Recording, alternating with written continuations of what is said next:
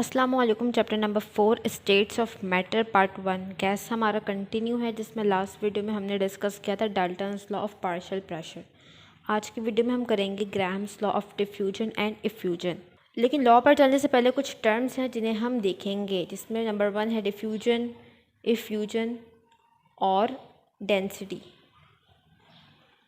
तो पहले हम बात करें about diffusion and effusion. Diffusion क्या है? Movement of molecule from high concentration to low concentration. Concentration का मतलब है नंबर ऑफ पार्टिकल, कंसंट्रेशन ज़्यादा मतलब वहाँ पर नंबर ऑफ मॉलिक्यूल ज़्यादा हैं। एक जगह पे अगर कंसंट्रेशन ज़्यादा है मतलब यहाँ पर नंबर ऑफ मॉलिक्यूल ज़्यादा हैं, तो मॉलिक्यूल की movement from high concentration to low concentration, जहाँ पर मॉलिक्यूल्स ज़्यादा हैं वहाँ से मॉलिक्यूल्स की मूवमेंट हो रही है टूवर्ड्स लो कंसंट्रेशन जहाँ पर मॉलिक्यूल्स कम हैं। इस प्रोसेस को हम क्या कहते हैं? डिफ्यूजन। फॉर एग्ज़ाम्पल, हम अगर किसी रूम में परफ्यूम स्प्रे करें तो क्या होता है, हम यहाँ पर एक साइड पर हमने परफ्यूम स्प्रे किया तो इस जगह पर जो मॉलिक्यूल्स हैं वो ज़्यादा हो गए और बाकी जगह पर रूम में मॉलिक्यूल्स कम हैं परफ्यूम के। अब स्लोली क्या होगा, ये मॉलिक्यूल्स मूव करना शुरू करेंगे वहाँ पर जहाँ मॉलिक्यूल्स कम हैं। ठीक है, ये मॉलिक्यूल्स की मूवमेंट हो रही है।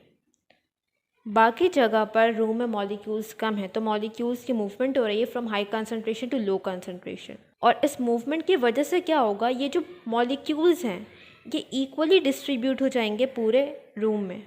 इस प्रोसेस को हम क्या कहते हैं? डिफ्यूजन। डिफ्यूज़ हो जाना किसी भी गैस का।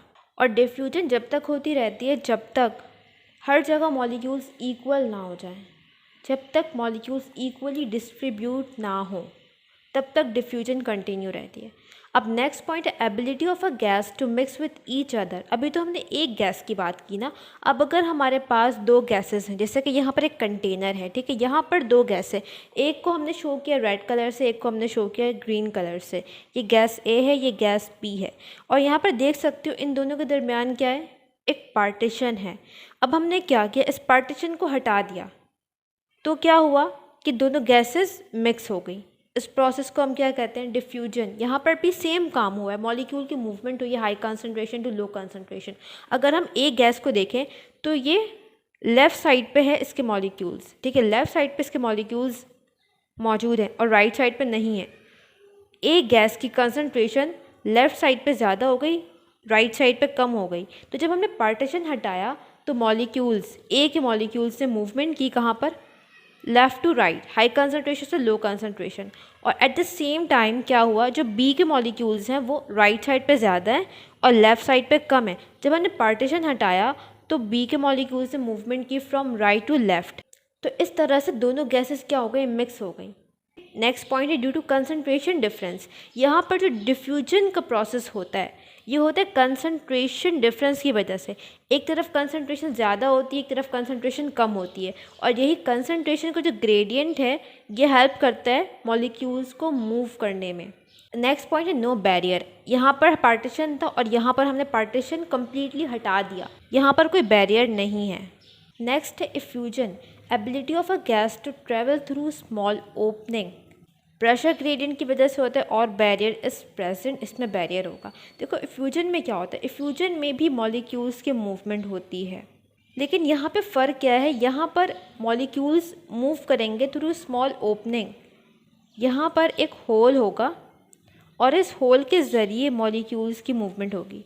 एग्जाम्पल से देखते हैं। देखो यहाँ पे कंटेनर है, लेफ़्ट साइड पे गैस मौजूद है, राइट साइड पे गैस नहीं है, और यहाँ पे हमने पार्टीशन लगाया हुआ है, ठीक है। अब हमने क्या किया, ये पार्टीशन हटाया नहीं बल्कि इस पार्टीशन में एक होल कर दिया।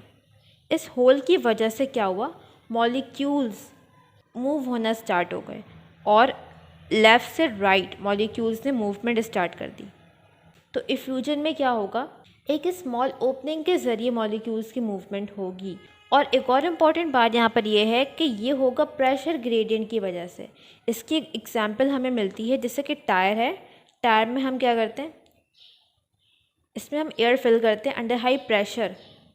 इस टायर के अंदर जो एयर है उसका प्रेशर बहुत ज़्यादा होता है, तो अगर इस टायर में कोई होल हो गया तो क्या होगा, यहाँ से एयर बाहर आना स्टार्ट हो जाएगी, बहुत ज़्यादा प्रेशर के साथ आएगी। ये किसकी एग्जाम्पल है? इफ्यूजन की। यहाँ पर एक होल है और इस होल के ज़रिए टायर में जो एयर फिल है ये मूव कर रही है, ये बाहर निकल रही है। यहाँ पर जो मूवमेंट हो रही है ना मॉलिक्यूल्स की, ये प्रेशर की वजह से हो रही है, क्योंकि टायर के अंदर प्रेशर ज़्यादा है एयर का और बाहर प्रेशर कम है। तो यहाँ पर जो चीज़ मॉलिक्यूल्स को मूवमेंट में हेल्प कर रही है वो है प्रेशर ग्रेडियंट। टायर के अंदर प्रेशर ज़्यादा है, टायर के बाहर प्रेशर कम है। यही प्रेशर ग्रेडियंट हेल्प कर रहा है मॉलिक्यूल्स की मूवमेंट में। तो इफ्यूजन में प्रेशर ग्रेडियंट हेल्प करता है, जबकि डिफ्यूजन में कंसंट्रेशन ग्रेडियंट। और यहाँ पर हम देख सकते हैं कि बैरियर मौजूद है। डिफरेंस क्या है? बस यहाँ पे एक होल हो गया है, जबकि डिफ्यूजन में हमने बैरियर कम्प्लीटली हटा दिया था। तो ये फ़र्क है डिफ्यूजन और इफ्यूजन में। नेक्स्ट टर्म हम डिस्कस कर रहे हैं डेंसिटी। डेंसिटी का वर्ड भी आगे लॉ में यूज़ होगा, ठीक है। तो इसीलिए इससे हम पहले समझ रहे हैं कि डेंसिटी है क्या। Density means mass per unit volume. It means कि एक यूनिट वॉल्यूम में, मतलब एक cm3 एक dm3 में कितना मास आएगा किसी भी सब्सटेंस का, जितना मास आएगा वो क्या कहलाएगा? उसकी डेंसिटी। फॉर एग्जांपल हमारे पास यहाँ पे दो सैंपल हैं, सैंपल ए, सैंपल बी। इनका वॉल्यूम हमने लिया है 1 cm3, यूनिट वॉल्यूम लिया है, ठीक है। अब सैंपल ए में देखो, इस 1 cm3 के वॉल्यूम में कितने मॉलिक्यूल्स मौजूद हैं? ज़्यादा हैं, ठीक है। इसका ज़्यादा मास है। फॉर एग्जांपल ये 20 ग्राम है, 1 cm3 में 20 ग्राम मास है। और यहाँ पर दूसरा सैंपल बी, यहाँ पर 1 cm3 में हमारे पास फॉर एग्जांपल 5 ग्राम आ रहा है। सैंपल बी का मास देख सकते हो, नंबर ऑफ़ पार्टिकल्स कम हैं बी सैंपल के, ठीक है। तो ये हो गया 5 ग्राम मास। अब इसका हम फॉर्मूला लिखते हैं। डेंसिटी क्या है? Density is mass over volume. तो यहाँ पर अगर हम मास ओवर वॉल्यूम रखें तो कितना आएगा डेंसिटी इस केस में? 20 ग्राम पर cm3, 20। बी केस में आएगा 5। तो समझ आया डेंसिटी क्या है कि एक यूनिट वॉल्यूम में कितना मास आ रहा है, जितना मास आएगा वो उसकी डेंसिटी कहलाएगी। अब यहाँ पर हम देख सकते हैं कि जितना ज़्यादा इसका मास है उतनी ज़्यादा क्या हो रही है? डेंसिटी। जिस सब्सटेंस का मास ज़्यादा होगा उसकी डेंसिटी भी ज़्यादा होगी। यहाँ पर हम देख सकते हैं डेंसिटी और मास में डायरेक्ट रिलेशन है। डेंसिटी और मास का डायरेक्ट रिलेशन है। जब मास ज़्यादा होगा किसी चीज़ का तो उसकी डेंसिटी भी ज़्यादा हो जाएगी। नाउ अब आते हैं अपने मेन टॉपिक की तरफ, Graham law of diffusion and effusion. ये लॉ पेश किया गया था बाय थॉमस ग्राहम इन 1831। इस लॉ में कहा क्या जा रहा है कि the rate of diffusion and effusion of a gas is inversely proportional to the square root of its density और molar mass at constant temperature and pressure. It means कि अगर हम टेम्परेचर और प्रेशर को कांस्टेंट कर दें तो diffusion का जो रेट है, जो स्पीड है किसकी? डिफ्यूजन की, वो इन्वर्सली प्रोपोर्शनल हो जाएगी square root of its density. किसके? डेंसिटी के स्क्वायर रूट से।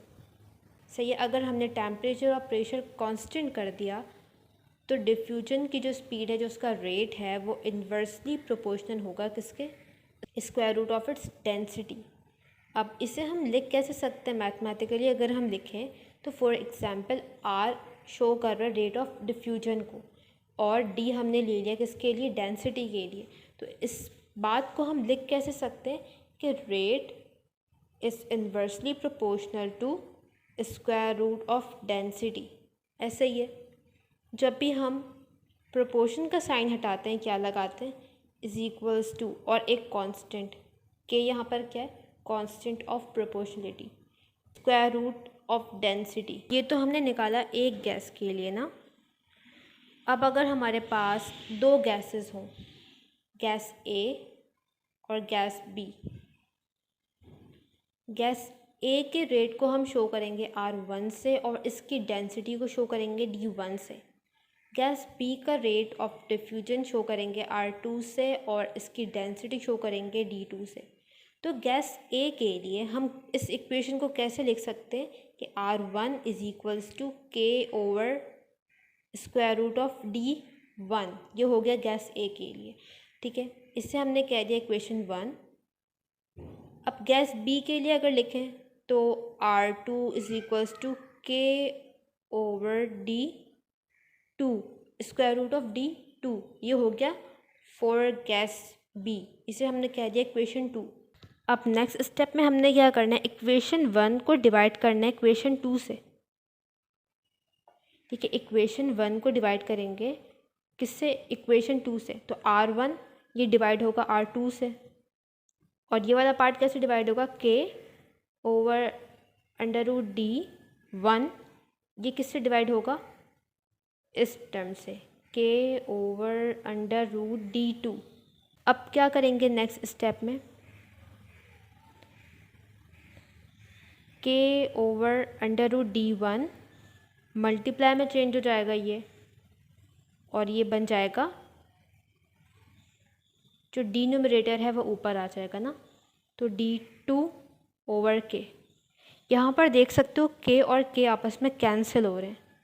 ठीक है, तो R1 over R2 is equals to क्या बन गया, D2 divide bye D1। Direct ये वाला स्टेप भी कर सकते हो। ठीक है, यहाँ पर मैंने समझाने के लिए 2 स्टेप्स कर दिए।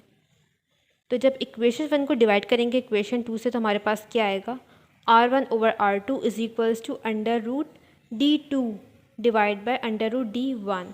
अच्छा, इस इक्वेशन से हमें समझ क्या आ रहा है, देखो R1 और D1 गैस ए के जो वेरिएबल्स हैं ना, R1 और D1 इन्वर्स में है ना, तो इससे हमें समझ क्या आ रहा है कि जिस गैस की डेंसिटी कम होगी उसका रेट ऑफ डिफ्यूजन उतना ज़्यादा होगा। इन्वर्स रिलेशन का यही मतलब है कि जब एक क्वांटिटी कम होगी तो दूसरी क्वांटिटी ज़्यादा होगी, जब एक क्वांटिटी ज़्यादा होगी तो दूसरी क्वांटिटी कम हो जाएगी। तो यहाँ पर जब डेंसिटी गैस की कम होगी तो रेट क्या हो जाएगा, ज़्यादा जल्दी गैस डिफ्यूज़ होगी। और अगर गैस की डेंसिटी ज़्यादा है, ज़्यादा डेंस है गैस, तो उसका रेट ऑफ डिफ्यूजन कम हो जाएगा, टाइम लगेगा गैस को डिफ्यूज़ होने में।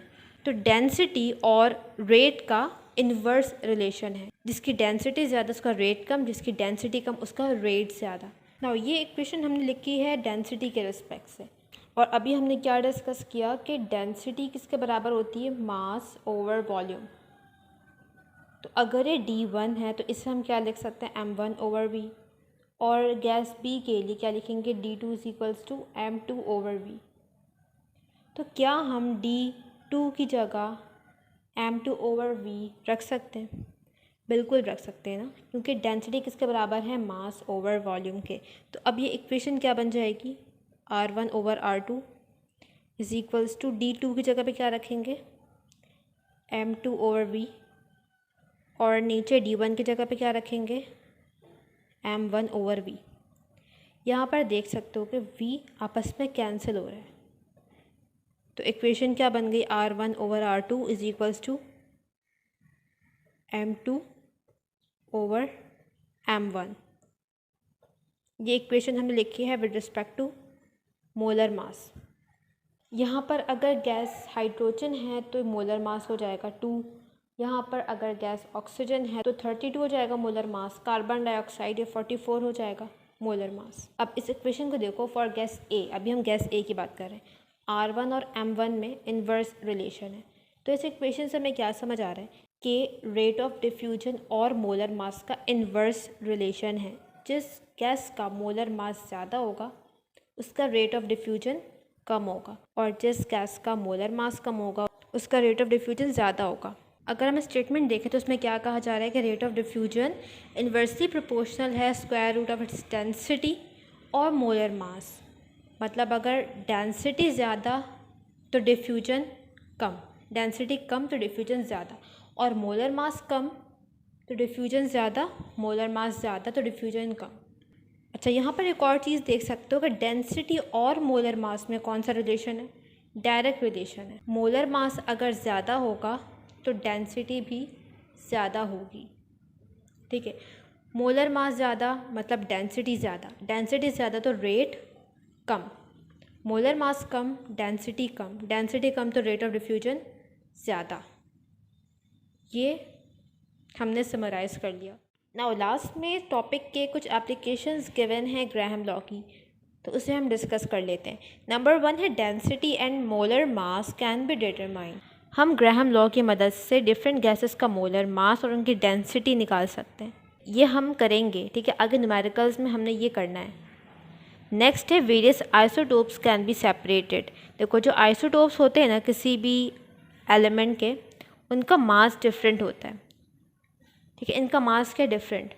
तो अब जब मास डिफरेंट हो गया तो उनकी डेंसिटी डिफरेंट हो गई, और जब डेंसिटी डिफरेंट हो गई तो उनका रेट ऑफ डिफ्यूजन भी डिफरेंट हो गया। तो आइसोटोप्स में से वो एटम्स जिनका मास ज़्यादा है, डेंसिटी ज़्यादा है, वो हैवी एटम्स हैं, वो देर से डिफ्यूज़ होंगे, जबकि जिनका मास कम है, डेंसिटी कम है, वो जल्दी डिफ्यूज़ हो जाएंगे। तो इस तरह से हम इन आइसोटोप्स को सेपरेट कर सकते हैं। उसके बाद effect of toxic gases can be reduce by diffusing them in air. Toxic gas अगर है तो उसकी टॉक्सिसिटी को हम कम कर सकते हैं उसे एयर में डिफ्यूज़ करके, क्योंकि अगर एक जगह पे टॉक्सिक गैस है, उसके मॉलिक्यूल ज़्यादा हैं, तो ये ज़्यादा हार्मफुल हो गई, टॉक्सिक हो गई। अगर हमने इसे एयर में डिफ्यूज़ कर दिया तो इसके मॉलिक्यूल्स कम है, ठीक है, वो डिफ्यूज़ ज़्यादा जगह ले ली, तो अब उनकी जो टॉक्सिसिटी है वो कम हो गई। तो इस तरह से टॉक्सिक गैसेस का जो इफ़ेक्ट है उसे हम कम कर सकते हैं एयर में डिफ्यूज़ करके। नाउ यहाँ पे हमारा ग्राहम लॉ का टॉपिक कंप्लीट होता है। कोई भी बात समझ में ना आई हो तो कमेंट सेक्शन में पूछ सकते हो। नेक्स्ट वीडियो में हम करेंगे न्यूमेरिकल्स, ग्राहम लॉ के न्यूमेरिकल्स।